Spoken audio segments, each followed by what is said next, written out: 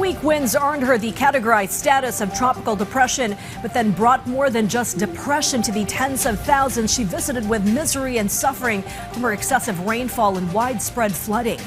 And the numbers from the Office of Civil Defense bear the facts and extent of Wilma's devastation laid out in this report by our Rod Lagusad. Following the onslaught of tropical cyclone Wilma, which later weakened into a low-pressure area, about 132,000 individuals were affected in eastern Visayas and central Visayas. This also includes the Bicol region, western Visayas, Mimaropa, and Caraga, which were also affected by the shear line.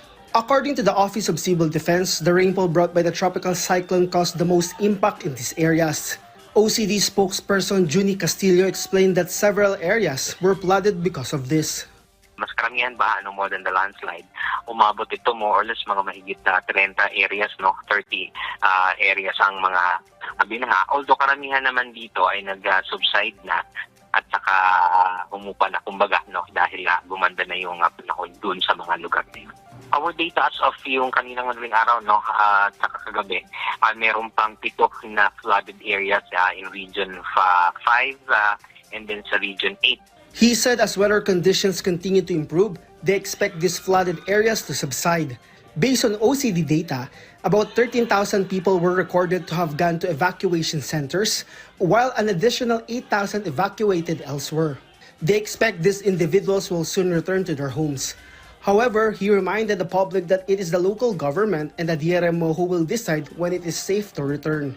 As for relief goods in affected areas, nakapreposisyon tayo dito, ang NDMC, iba't ibang ahensya, specifically kung food, yung ating kagawaran, yung DSWD.